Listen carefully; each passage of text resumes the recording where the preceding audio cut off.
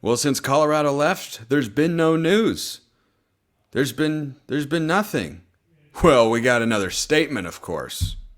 Yay. You are Locked On Pac-12, your daily podcast on the Pac-12 Conference. It's the Locked On Podcast Network, your team every day.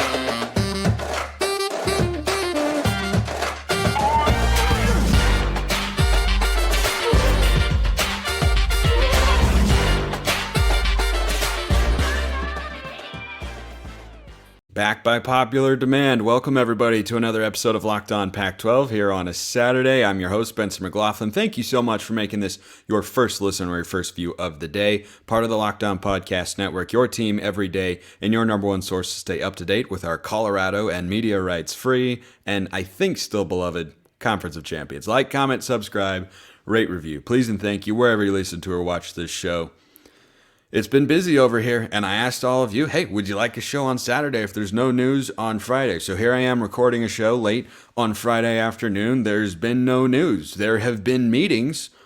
There have been conferences. There have been gatherings of the Pac-12 CEO board group, athletic directors, and the like. It's been reported.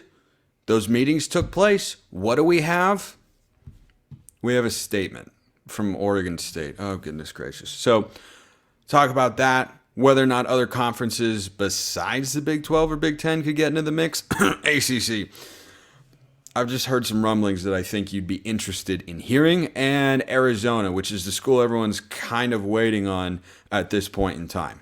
So let's start with the only thing that we've gotten, the only thing we've ever gotten, and frankly what it feels like we're always destined to get. We have a statement from Oregon State University President Murphy and Director of Athletics Barnes. From the President, Oregon State University joins with other Pac-12 members in reaffirming our commitment to the long-term strength and vitality of the conference. Good vocab word there, vitality.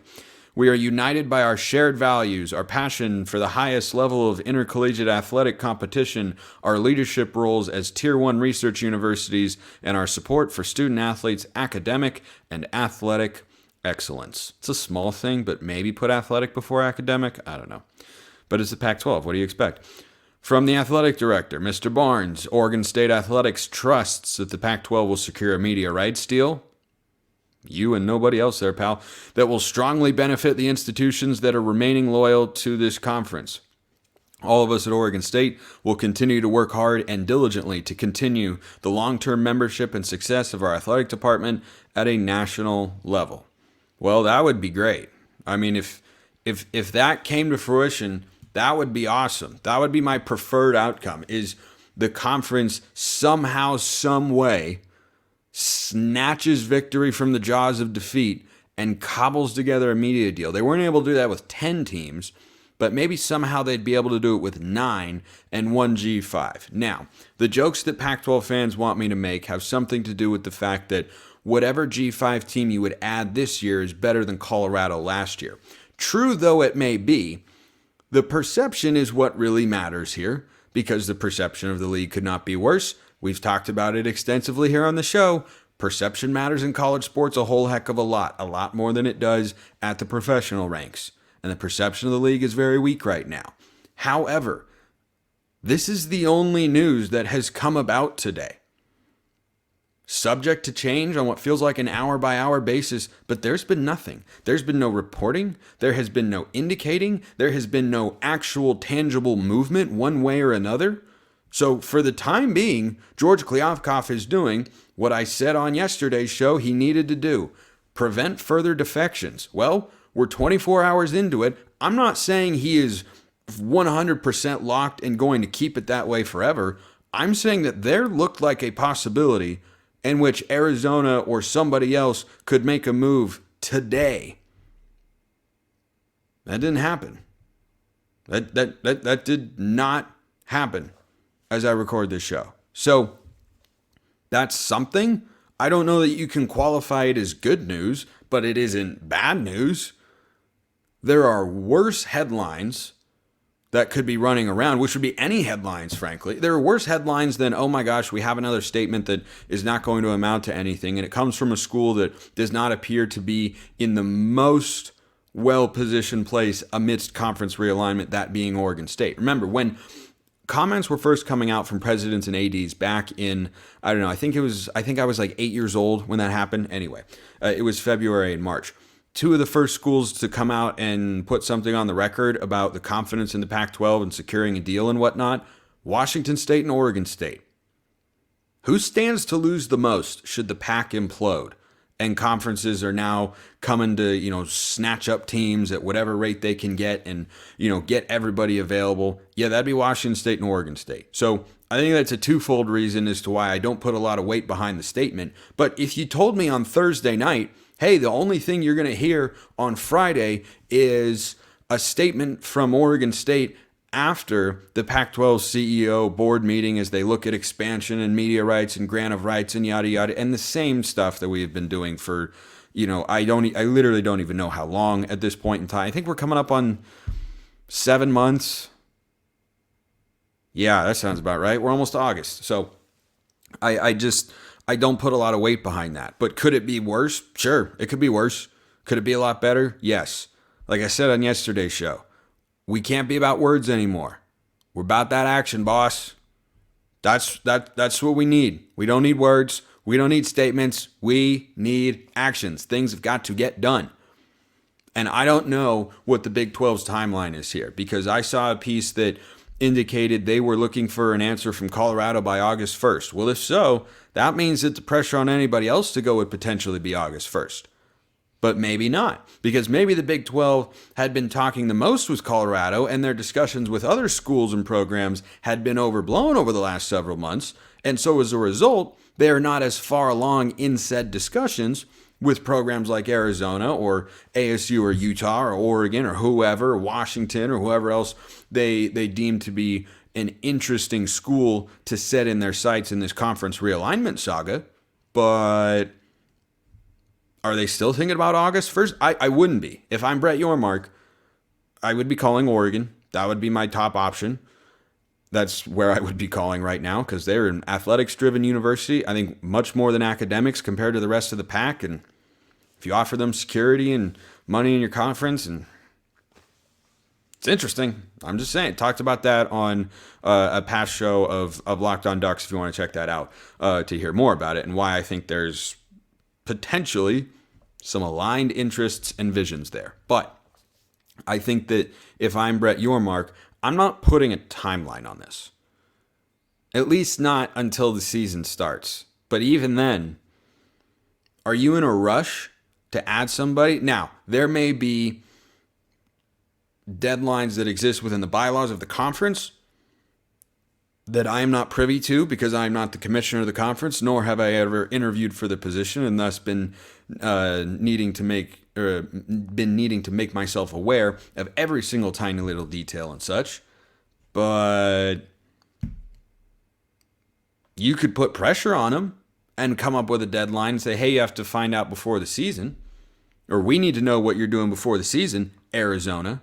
We need to know what you're doing before the season, Oregon. We need to know what you're doing before the season, Arizona State, Utah, Washington, whoever they're going to be talking to there.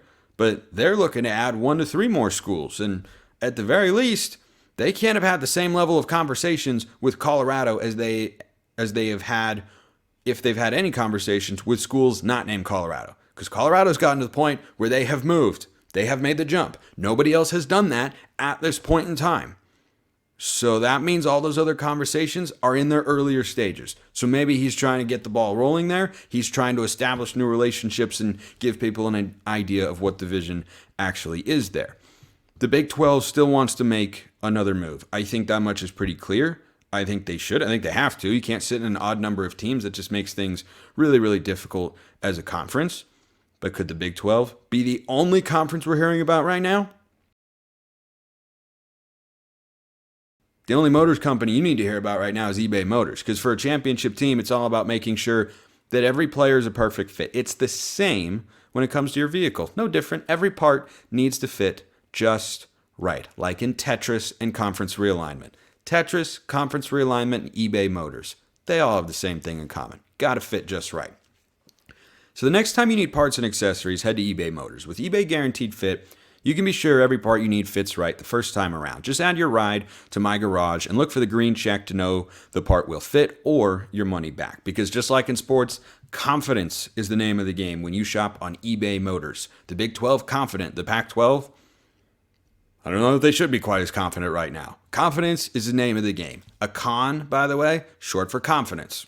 That's what it's all about. With over 122 million parts to choose from, you'll be in the game in no time. After all, it's easy to bring home a win when the right parts are guaranteed. Guaranteed Fit only available to U.S. customers. Eligible items only. Exclusions apply. Get the right parts, the right fit, and the right prices on ebaymotors.com. Let's ride eBay.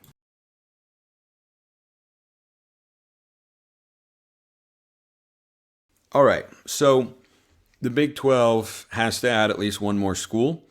My theory, and I don't think it's even like my theory alone, I think it's just kind of the lay of the land. So let me backtrack that a little bit because that's a little bit too self-centered and I don't need to be that kind of guy. So my thought on what the Big 12 is going to do is they're going to go continue to try to poach Pac-12 schools. The wolf pack of this conference that is now 9 teams and 9 schools. The herd is getting thinned out. Sometimes you got to strike while the iron's hot.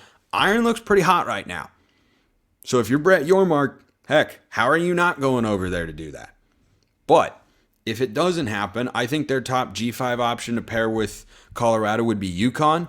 It would get them another Eastern school. They're a big basketball school. Their football program's on the rise, but they don't really need that given the football brands that they have, and they love their basketball. UConn, reigning national champions in men's basketball. So that would make a lot of sense to me as being their top G5 option. But of course you go for Power 5 schools before you go for G5. Duh. If that option is available to you. Not available to everybody, but it's clearly available to the Big 12. And that is where they're going to be thinking right now, and it's where they should be thinking if they're a conference. It's survival of the fittest out there. It's the Hunger Games is honestly what it is. You know the other people. Brett Yormark and George Kliavkoff know each other. I'm sure they've had conversations before. I know they've had conversations before. They've said as much. All these commissioners, they know each other. But then at the end of the day, you may see someone when you disperse out to go play the Hunger Games. Right at the beginning, you may have gotten to know him in the lead up to it and such, but then there comes a moment where you got your bow and arrow lined up, and then you see that person and you're like, sorry, man, I got to do it. Phew, you let it fly. He's already let one arrow fly. You think he's going to stop? You got to Call of Duty that stuff. You got to go kill confirmed. You got to get over there and snatch dog tags. Okay, I'll stop with the analogies for now. But I think that the Big 12 is looking at an Arizona, in Oregon. Utah has been pretty staunchly anti, going to the Big 12. I don't know that they would be a target there. I don't know what Arizona State is. I'm not privy. I'm not aware, I guess I should say, of all the legal ties potentially between Arizona and Arizona State. Would they have to be a package deal? Does Oregon have any ties to Oregon State or Washington? No. Seems like if schools really want to make stuff happen, they could. But the Big 12 is not done, and the Pac-12 has to try and prepare for that. And I mean, so far, since Colorado left, you'd have to say so far so good, right? You'd have to say, hey, nobody's left yet. That could change by Monday. That could change by the time you're listening to or watching the show. This stuff feels subject to change I am not someone, ironically enough, for someone in my position. I actively try to not be on Twitter a lot. I really do. I think that there are real downsides to that. I don't want to get sucked into it. I like putting my phone away, not touching it for a while. I can't do that right now. I cannot do that because I don't know when that news is going to break. I don't know when it's coming out. I don't know when they're going to announce a deal, if they're going to announce a deal, if someone's going to move. But a question that came in, you can always ask them. I'm not sure if I'll be able to do a show on Monday, part of the reason I'm doing a show today. I've also done a lot of shows in the last, I think this is like my 5th show in the last 3 days. Content is flowing right now, and you guys are obviously enjoying it. And you all also voted on, or some of you did, at least on Twitter, when I said, would you want a show tomorrow if there's no news? Most of you said yes, so I am nothing but a humble servant and a man of the people. So, where was I going with that particular train of thought? Sometimes it is hard to know. Sometimes it's hard to entirely follow. But we know that we're waiting for those dominoes to fall and trying to stay in touch. And look, if something big happens, I'll try and hop on and have an emergency podcast. But I got a golf tournament to play in with my brother and a couple friends on Saturday, and I'm going to Disneyland on Sunday. I can tell you one thing. I can record a show after a round of golf. I am not leaving Disneyland to record a show. Not even for all of you who I appreciate. You'll just have to wait a little longer for my take if something drops over the weekend here. But the Big 12, I've gotten questions from some of you about, hey, what about this stuff with the ACC? What about other conferences? Could anybody be making? What about Big 10? So the other conferences don't appear anxious to make a move. Now, there have been rumblings, and I have heard from somebody that I trust that the ACC and the Pac have talked not about a merger. An ACC Pac-12 merger, the logistics are too difficult, but if the Pac is able to stay together, don't be surprised if they suddenly are playing marquee football games year in and year out in the non-conference slate against the ACC, which I think would be great. I think it'd be outstanding. I think it is something, I've talked about it before here on the show.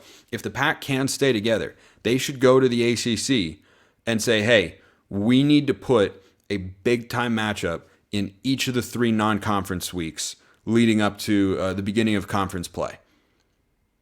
And maybe for the Pac, that involves going to an 8-game conference schedule, and late in the year, rather than playing a cupcake, the ACC plays a Pac-12 school, and the Pac-12 school, rather than playing a conference game, plays the ACC. I don't know. I'm just spitballing these sorts of ideas.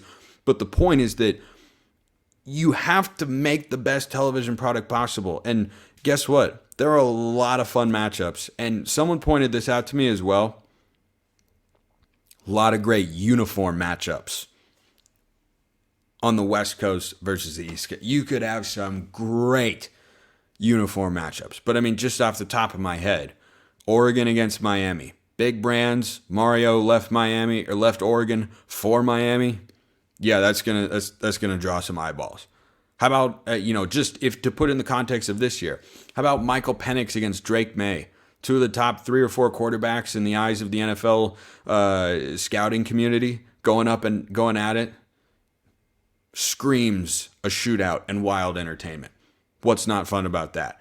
Utah against, put anybody up there. Like, there are just a lot of fun ways you go about that. But I don't suspect, there have just been these little kind of noises here and there. It's not, as I understand it, anything serious on, the ACC expanding or the ACC coming out. But what I would watch for with the ACC is if the Big 12 is successful in getting 3 more Pac-12 schools. Let's say they go Arizona, Arizona State, and then either Utah or Oregon. If the rest of the league decides we can't hold it together, we need to find a new home, then I would watch for the ACC. Then I wonder if they would come in and amend their deal that's locked in through 2036. Not sure what kind of clauses they have in there for adding schools and all that sort of stuff, but then I would watch for the ACC to pick up a West Coast pod. Because then you'd have schools hanging out there. ACC, by the way, good academic conference, very much fits with the Pac. Like, if you told me right now, the Pac implodes and the Big 12 takes the rest of the 4 corners, Arizona State, Arizona, and Utah. If they were to all jump over to the Big, this is just a hypothetical. If they were to all jump over there, and you told me the ACC goes out west and takes those 4 or 6 schools, I hope it would be 6. I would seriously hate for Oregon State and Washington State get left behind, but if they took those 4 or 6 schools, yeah, I could see it. Stanford and Cal aligning with Duke, North Carolina, yeah, that fits. That tracks. They would go for it. By the way, Notre Dame's got ties to the ACC, right? Same sort of vibe. Same sort of vibe at Stanford and Cal. So I don't think there'd be an obstacle there. Whereas if you told me Stanford and Cal to the Big 12, no. Cannot see it. Washington, maybe, but I would lean towards probably not. But the ACC, yeah. So I think it's interesting.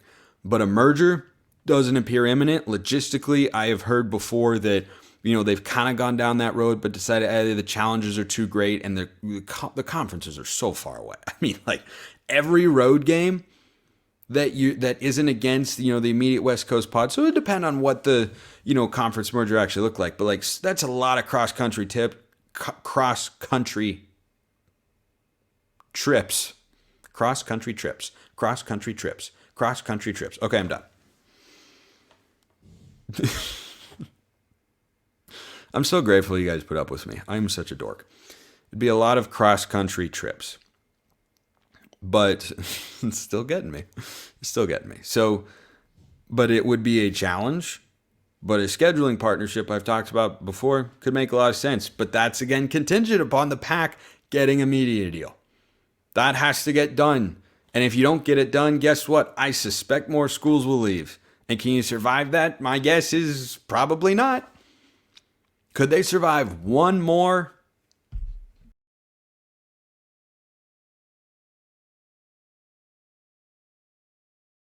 Technically, maybe. But boy, you just feel like it was a ticking time bomb at that point if somebody else were to leave. So, and that's probably the most optimistic view you can give on it. But again, you have to play this stuff out. I've been saying this a number of times because I see more YouTube comments and people who come in my mentions on Twitter than I can count who say, well, this is all going to happen and they're going to go here. I'm like, where does everybody else go? Well, they're going to take Arizona and then they're going to, and then Oregon and Washington are going to go to the Big Ten. So Utah, Stanford, Cal, Arizona State, Oregon State, Washington State, what happens with them?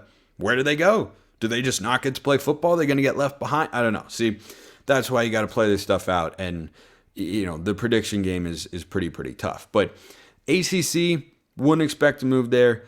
SEC and the Big Ten, they don't need, I was talking about this with a friend just the other day.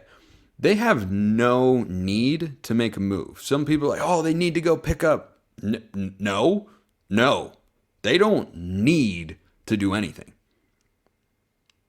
They have the most lucrative media rights contracts, and it is not close. There is not a close third.